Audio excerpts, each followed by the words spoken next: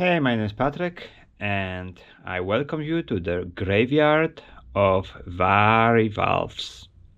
Yes, all those valves came from my house, and every single one of them has failed.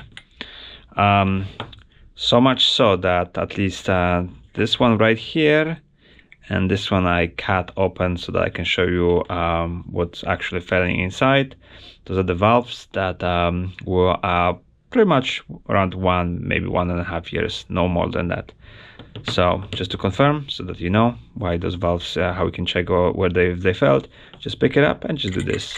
If you can hear that shaking, that rattling inside,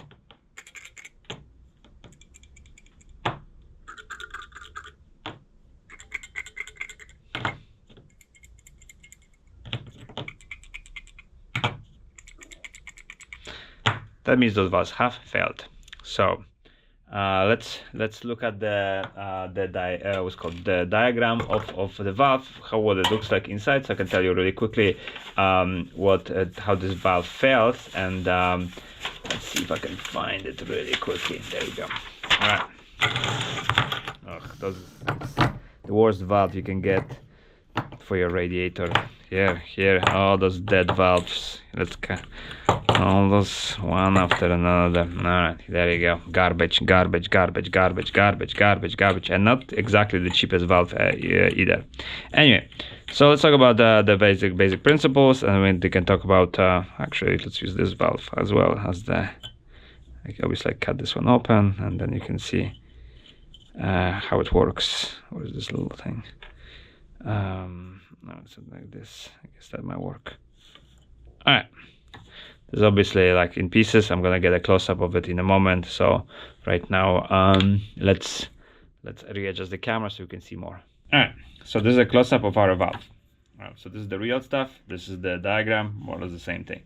So the air is being purged from the inside. So in other words, this valve attaches to your radiator, something like this. You screw it in, and this goes up. And then again, some of them are painted, some of them are not painted, and then you have this little tab right here, that you can control the amount of air that goes in and out from this valve. Yeah, so obviously when you open it, when the slit is big much open, when you put this little tab to the, it says so when you say open on the top, that means lots of air can come out, and when you close it like that, very little can come out. It says close, it doesn't say closed. So that means some air will still be able to escape through this valve. And the principle, as you probably maybe know, is that the valve is attached to the radiator. The steam pushes the air through this opening, and then past this ball right here that we're gonna have a look at, and then past those bellows around here, and then through this one of those openings on those valves outside. And when the steam finally hits those bellows they expand and force this ball right here to kind of sit in its seat, and then thus closing the valve so that no more steam can escape. All right, principle makes sense. Let's now talk about why it's such a bad valve. The fundamental problem with this valve is that they had to figure out how to attach the bellows to this ball.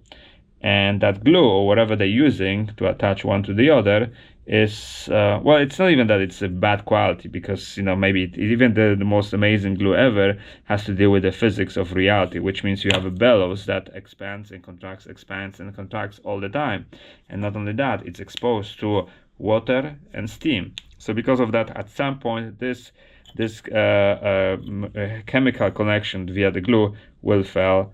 And right how you have this bellow right here, and it's detached, and when it's detached, then that ball right here is falling to the bottom of the valve.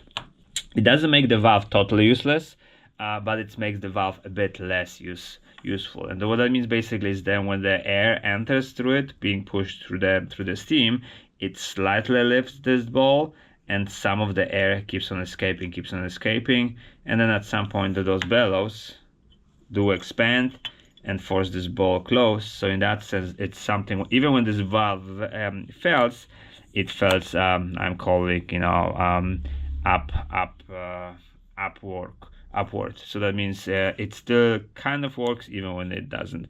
That said, though, it's pure luck, because maybe it gets stuck in such a way that it doesn't work anymore. Maybe it gets stuck in such a way that that it works. So anyway, so let's just look at the basic the actual what this valve looks like when it's cut open. So again, you have this threaded, actually a real valve right here. That's before it got open. Here, so this opening right here is screwed into the valve, and it's screwed in with the longer end. And then you have this a little tab. Let's see those pieces right here. So it kind of allows you to close and open the valve opening. Then you have those bellows right here that expand and contract with heat. I mean, I'm not sure. I presume it's just a mechanical bellows. Maybe they fill with something. It seems they might be filled with something because there's some kind of like a pin right here, but it seems like it's not. And then within those bellows, you have this this indentation, into which they apply a little bit of glue or whatever that is, and then put this ball right here with this and they kind of glue it together.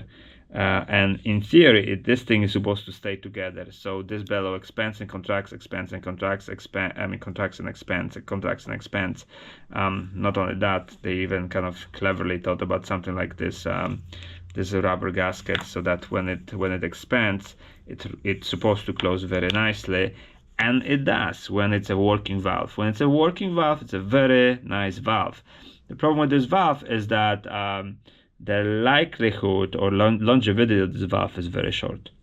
Again, I bought this house just a year and a half ago.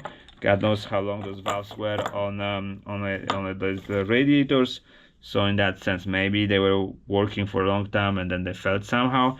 That's at least two of those valves. The one I opened and this valve. Not this one, this is old valve. So this is a new valve, this is a new valve, and there's another new valve that I installed that's still on the radiator because it's actually working. I checked it with the rattle. That said, kind of within a year and a half, those two valves have failed. That's a pretty high failure rate. And not only that, it's obvious that they will fail. This part will at some point separate, and there will be nothing else to do for you, that this thing will basically kind of like start rattling inside because the chemical connection, the glue connection, whatever that is, doesn't stand a chance against the steam and constant expansion and contraction, expansion, contraction. So in that sense, it's a valve. This is a Varivalve. Heat-Timer Varivalve is basically guaranteed to fail. So are there better alternatives? Yes, they are. Basically, any valve out there is better than those valves. This is the worst valve that you can put on your radiator, even though visually speaking, and I come from visual field, it's a very attractive valve. It's small, concise, beautifully done on the outside, but the mechanics of it are simply so bad. And unfortunately, and that's kind of like an interesting, like, low side anecdote, this valve I think was introduced in 1946 or 47. So we're talking what, 50, 75 years this valve was in operation, and I might be mistaken though, so maybe it's a bit later than 47, but whatever that means, like 50 plus years this thing was in operation, was being sold. That means they sent hundreds, probably thousands, if you know, hundreds of thousands of this valve, and it somehow nobody cares about the fact that the valve physically and from an engineering standpoint cannot survive more than a few heating seasons. So it's a valve that was basically designed for failure.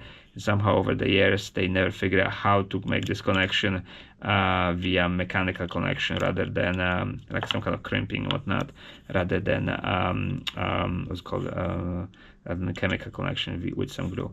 I mean, I was thinking, just experimenting, with my thoughts and kind of seeing what would happen if, let's say, we reverse this valve upside down. kind of like we make this barrel, and maybe that would work actually, because then that means the mechanical connection, I mean the glue that would still dissipate, but then this valve would still go up and down, and could still actually close it if the inlet was let's see, if the inlet was something like this. So the inlet was on the top, yeah, but then let's see, no, it had, the inlet had to be yeah, but then what do we do? Well, I don't know. I guess I failed my little 5-second experiment. Didn't work as far as coming up with a solution to this valve. The bottom line is, worst valve you can install on your radiator. It's a Varivalve, Heat-Timer Varivalve, because it's basically designed for failure. That's it. Hope it was helpful for somebody, so that you can go over, figure out, if you have those sort of valves on your radiators, and start thinking about the alternatives.